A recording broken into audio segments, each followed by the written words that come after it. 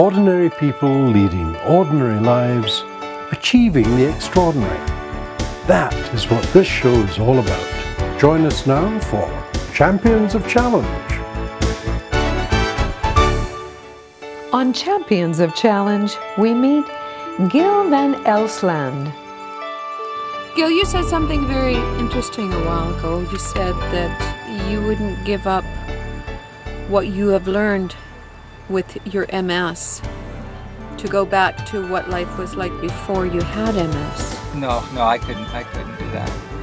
Not even close. Just being involved with the disabled sailing right from the start is a definite benefit of my having MS.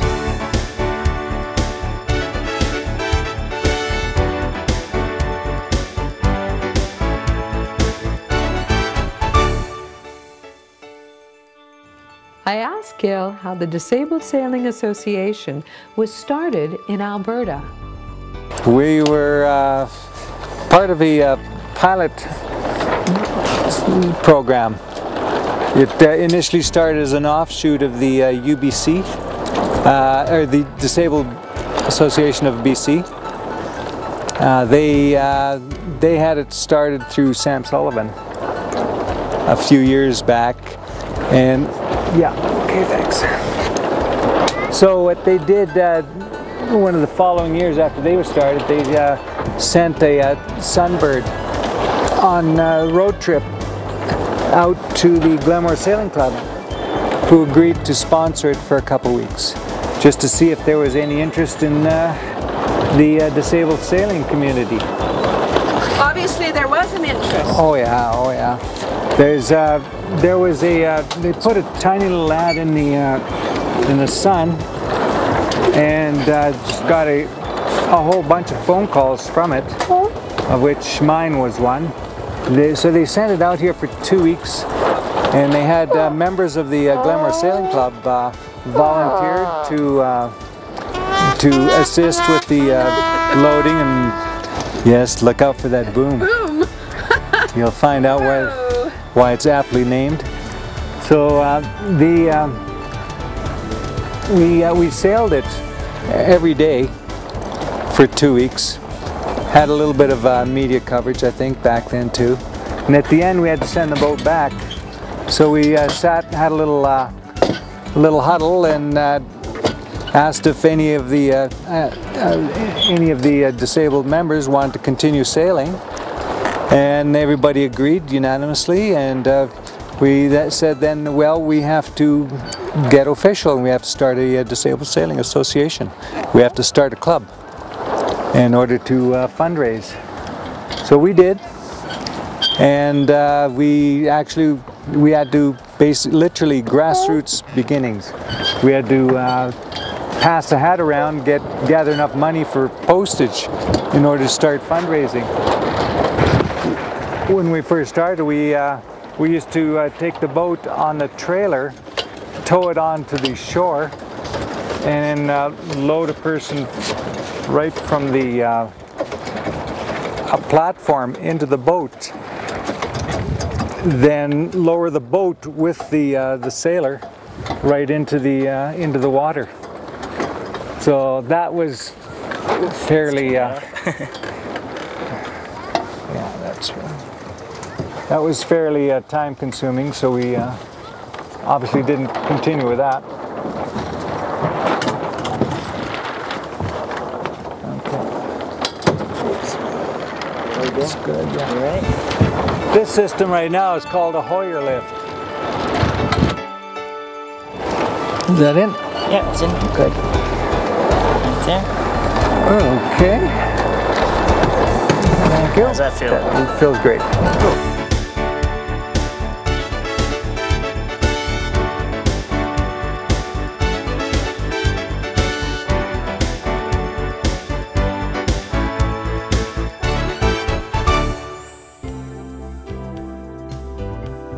Can't do the jib because my legs don't work at all. Oh. Picked a good day to come sailing. Yeah. Let the jib go over to the left side. Pull it, yep.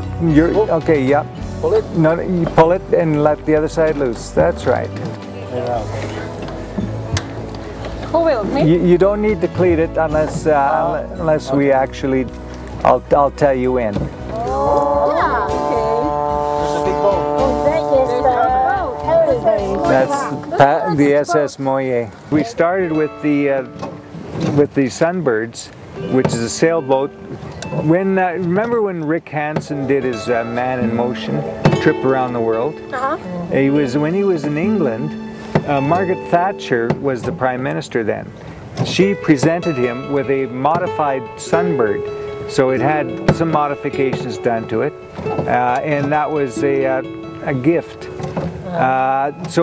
But Rick Hansen, he wasn't a sailor, so he sent it back to Vancouver. And Vancouver, there used to be a fellow by the name of Sam Sullivan.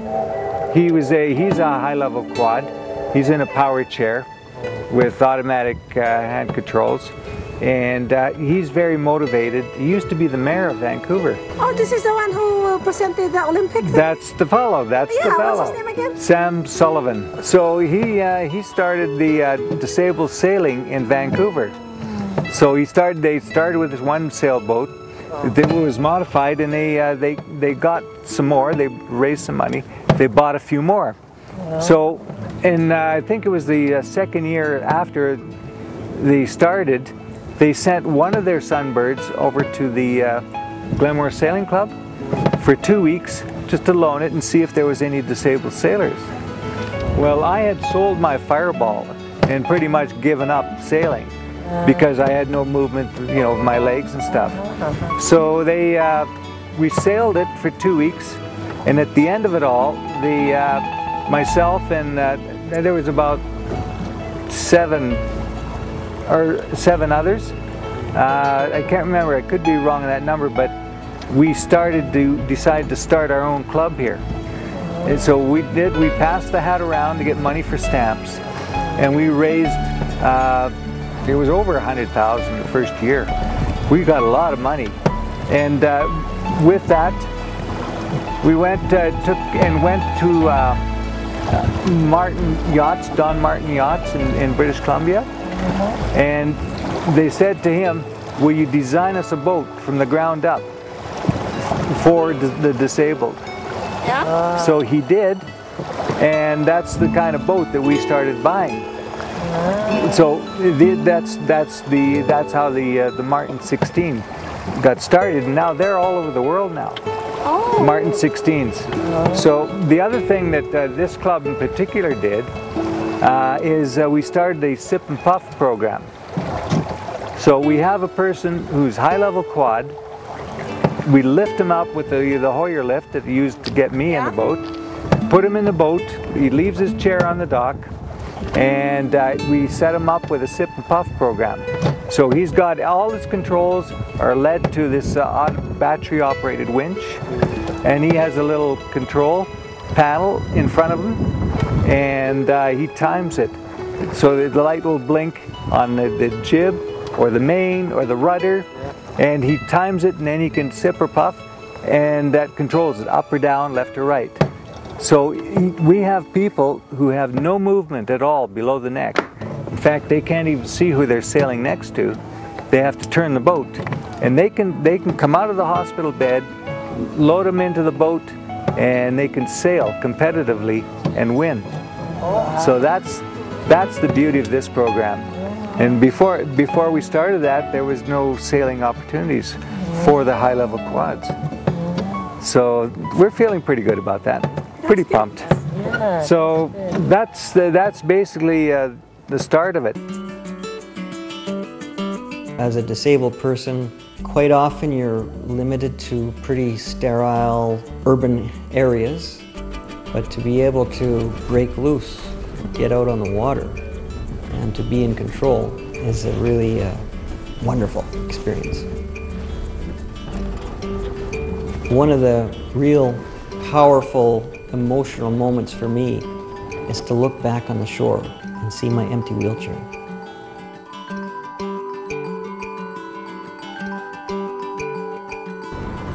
The Disabled Sailing Association was the very first program in the world, having severely disabled people sailing on their own, racing, participating in this activity that most people would never associate with disability. There would be very high-level quadriplegics, people who couldn't move their arms at all. So we decided to take on the project of fitting a sip and puff device to the sailboat. We now have people who are completely paralyzed from the neck down, able to sail.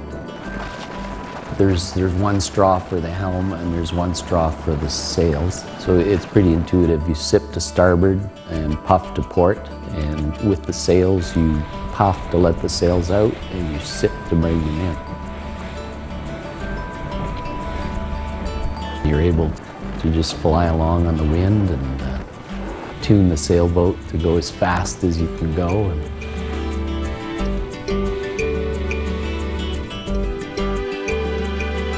Just leaving the wheelchair behind, and it's freedom. And what we did also is we, one of the following years, we approached the Calgary Flames, and they have a Parks Foundation organization that they do community donations. They loaned us the money and bought us this sailboat that we're in right now.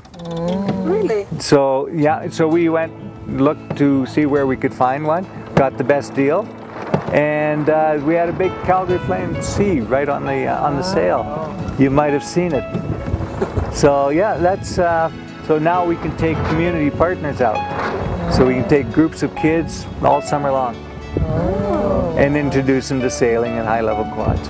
Let's do a tack here before we get too far into the shoreline. So if you're ready to come about, ready about, and helms alee. Good.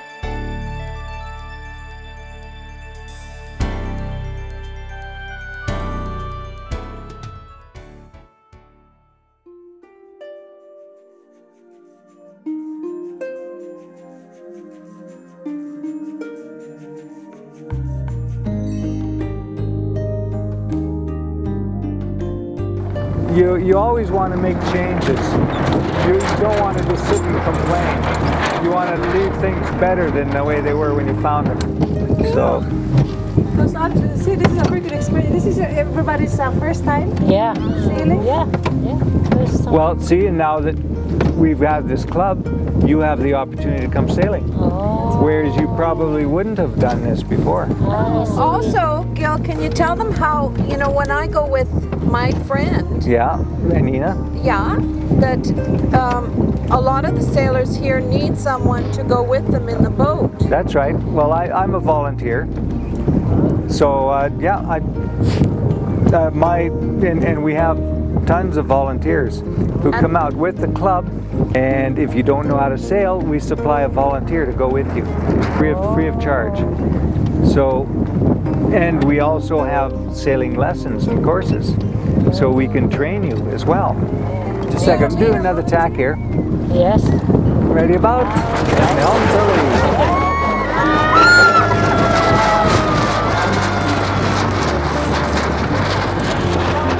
That's good, that's good. That was a big gust because we sailed past the point. The wind blows along the shoreline. Now this building with the blue roof, that's the rowing club. And that's where we have the dragon boat races every year. Yeah, the Dragon boat races are in these, see those little... How come you're in the dragon boat races, Bertilla? Me? See all those little floats, those little yellow floats? Those are the lanes. So we have to stay out of there. So we can't go in there? We can't go in where the lanes are, no. Because what happens is they're all anchored to the bottom of the lake.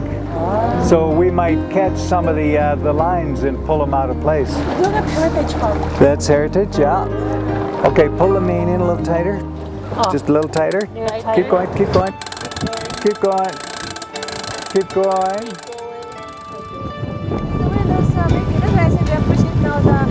Joe, a little tighter, pull it in.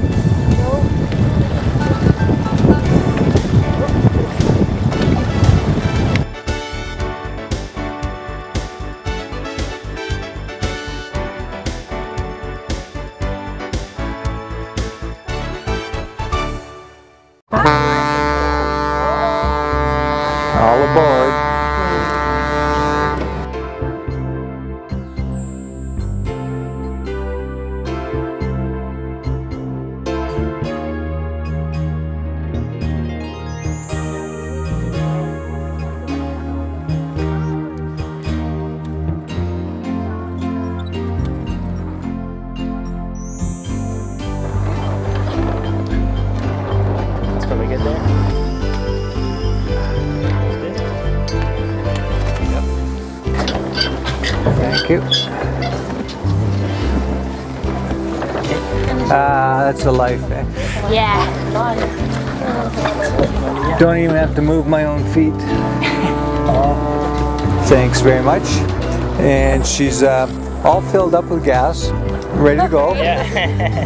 Didn't bring it back. Ready to run, yeah. Didn't bring it back empty. Yeah. She's ready to roll. We will come back.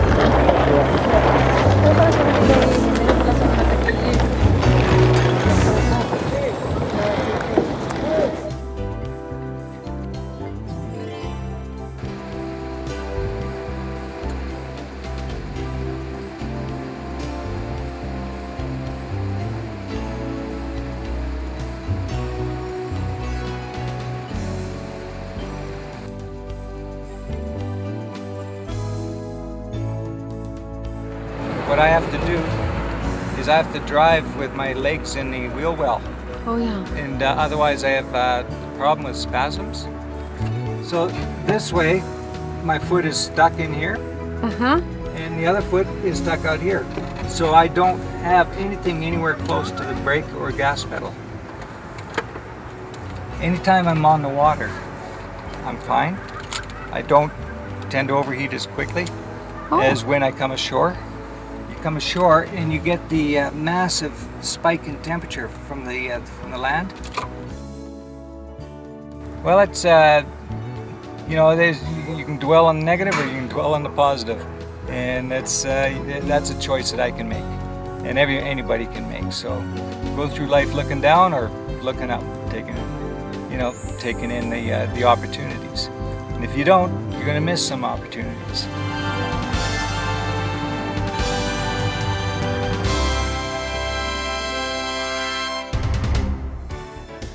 Champions of challenge can be found everywhere. If you know a champion, let us tell their story. Contact us at www.universalvideoproductions.ca.